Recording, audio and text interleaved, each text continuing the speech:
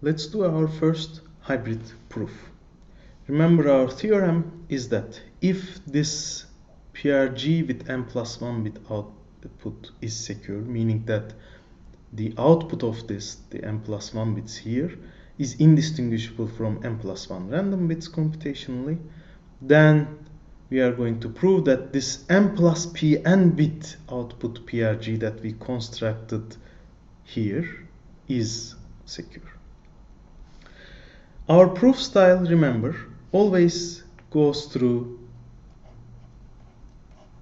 adversaries. So what we are going to prove, remember, is that if there exists a probabilistic polynomial time adversary A that breaks this new construction we have, Gn plus Pn. Remember, breaking here means distinguishing the output of Gn plus Pn from random output of the same length, n plus Pn bits, with non-negligible advantage. Then we are going to construct, remember, another PPT adversary. Let's call it B. And B is going to break this underlying primitive, our assumption here, Gn plus 1. So if there exists an adversary who can break this, then we will construct an adversary who can break this. If the adversary who breaks it is probabilistic polynomial time, then ours will be probabilistic polynomial time as well. If this adversary has non-negligible advantage, our adversary will have non-negligible advantage as well. In this proof, we are going to employ hybrid technique. Remember, our hybrid definition was as follows. Hybrid I would mean pick n plus I random bits and then continue this construction from level I.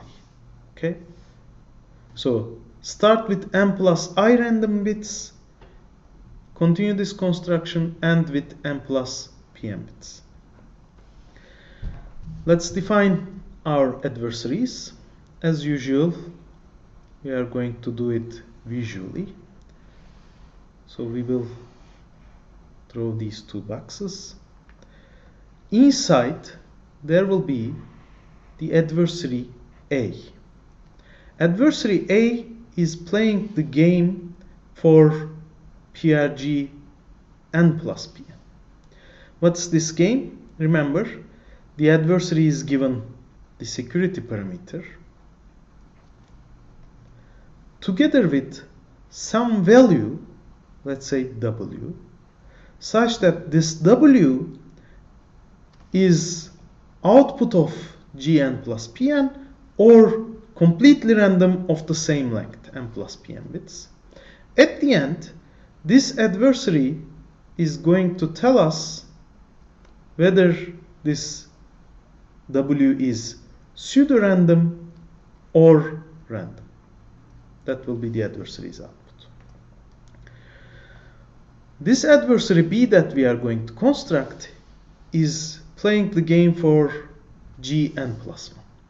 So it will be given the security parameter for that game, which happens to be the same here, and some value, let's say R, okay, such that this R is either the output of Gn plus 1 using some random n bits input, or it is completely random n plus 1 bits.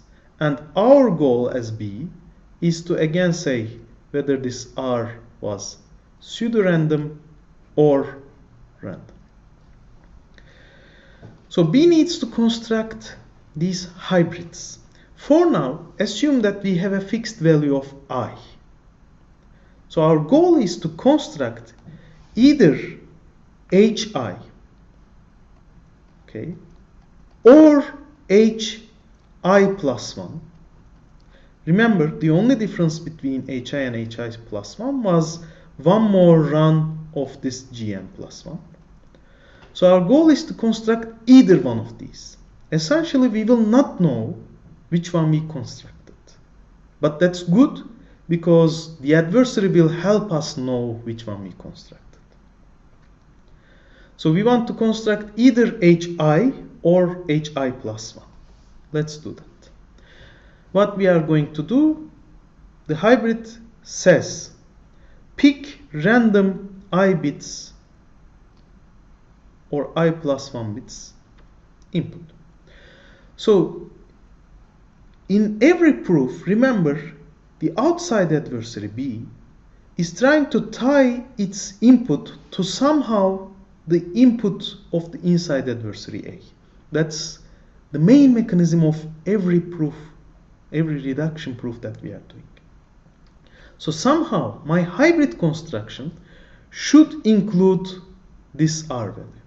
So what I am going to do here is I will start from R, okay, at level I, and then I will run this construction from level I starting with R, okay, and then obtain what will be an n plus pn bit output. I will call this W, and I will send this to the adversary. Of course, now we need to think carefully. Remember, this R is only how many bits? N plus 1 bits. So the n plus 1 bits of R is coming here. But level I requires n plus I bits. So I need I minus 1 extra bits here. Okay. And these I minus 1 extra bits, let me call it S, and I am going to pick those randomly. Okay. So I'm going to pick I minus 1 extra random bits, concatenate with R. Now start with R together with S at level I. Do this construction continuing from level I. Obtain an n plus pm bit output. Send this as W. What did we do here? So here, let's consider two cases. There are two cases. Either R is computed as follows. Some, let's say, X value was chosen randomly such that it is n bits. And then R was computed as running G n plus 1 over this X value. So this is the pseudo-random case of R. Now, what about the random case of R? In the random case, R was actually chosen completely randomly from n plus 1 bits. Now let's think about what we did here. Consider the case that R itself is completely random. So essentially what we did here is the following. We have n plus 1 random bits. We have I minus 1 random bits here. So in total we will have n plus 1 plus I minus 1, n plus I random bits. So we started with n plus I random bits, reached to a W. This would correspond to essentially hybrid I. This is exactly the definition of hybrid I. What if R was pseudo-random? If R was pseudo-random, here is what would have happened. We would have started with some random values here, and then R would have been computed. Okay, so R would have been here. anything extra here would have been transferred here. So why would this correspond to hi minus 1? Think about it this way. If r was computed as an output of gm plus 1 over some random x that is m bits. So x was here, that is m bits. And then there were I minus 1 random bits here. R is computed, okay, R is m plus 1 bits. We copy these I minus 1 random bits here. So overall, we would obtain n minus I bits, m plus I bits. Now, what would this mean?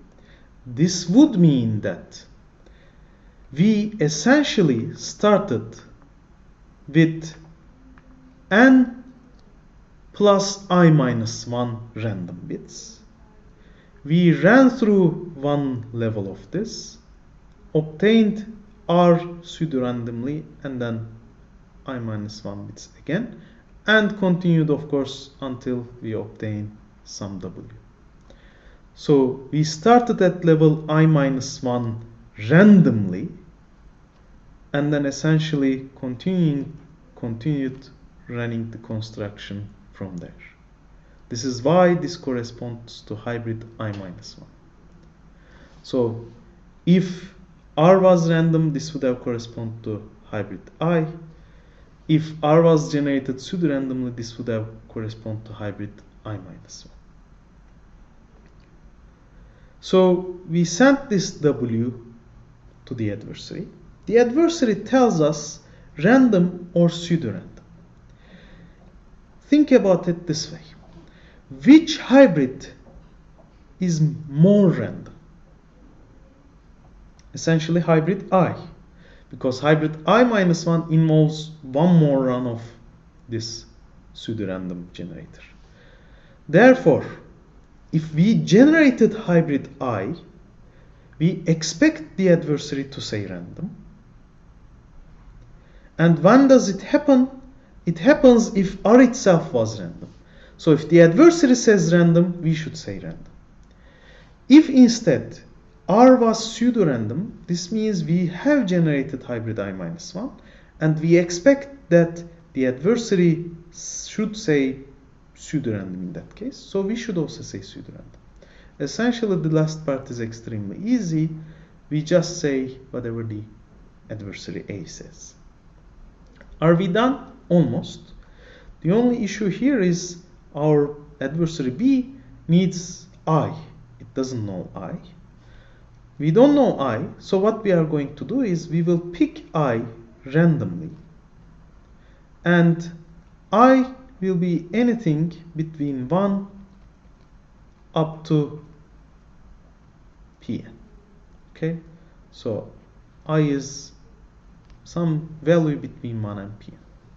If we picked I as 1, and if the R value we are given was pseudo-random, then we would have obtained hybrid 0. If R value was random, while we picked I as 1, then we would have computed hybrid 1. Now, there are some more things we need to argue.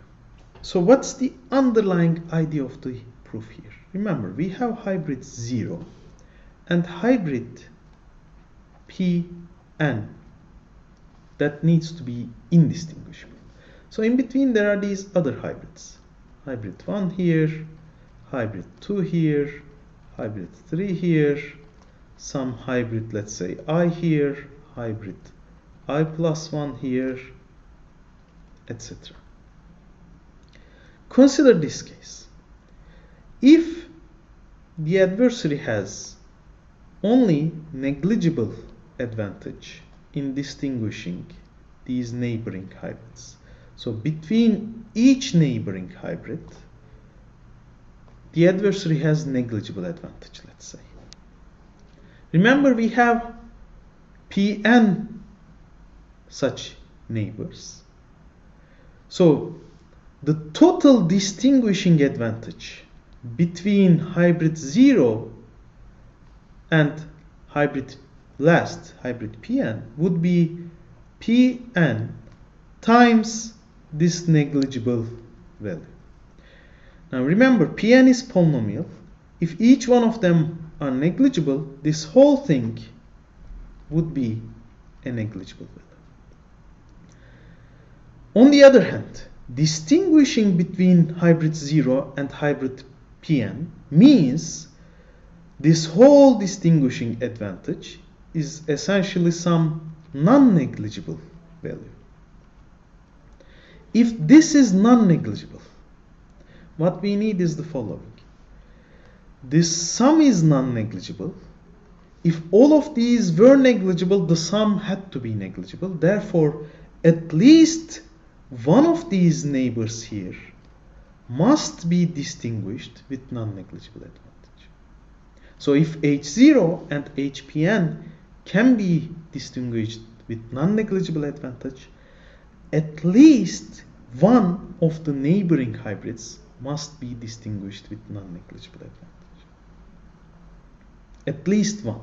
Maybe all of them can be distinguished by non-negligible advantage, but at least one of them need to be.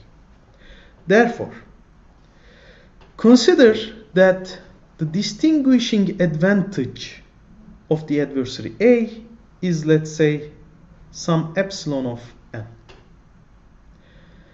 By this logic, the distinguishing advantage of adversary B would be greater than or equal to epsilon n over Pn. Why? Remember, if epsilon n is non-negligible, at least one of these neighbors can be distinguished with non-negligible advantage. But we are picking a neighbor randomly here. There are Pn such neighbors. We are picking one randomly. So, if we picked the right one, where the adversary has non-negligible advantage, then we will also win. If we picked a wrong one, we wouldn't win. What's the probability that we picked the right one? There is at least one of them that is right, meaning that has non-negligible advantage in distinguishing. If there's at least one, and there are Pn many of them, with at least 1 over Pn probability, we picked the right one. So we multiply this with 1 over Pn, but this is a lower bound for us. Now let's conclude our proof.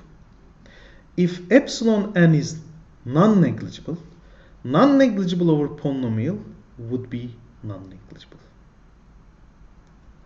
And final reasoning the other way around. If epsilon n over Pn must be negligible, then epsilon n must be negligible. Therefore, we have these two things. If this Gn plus 1 is a secure PRG, then this Gn plus Pn is a secure PRG. So if this has to be negligible, this has to be negligible. And this concludes our proof.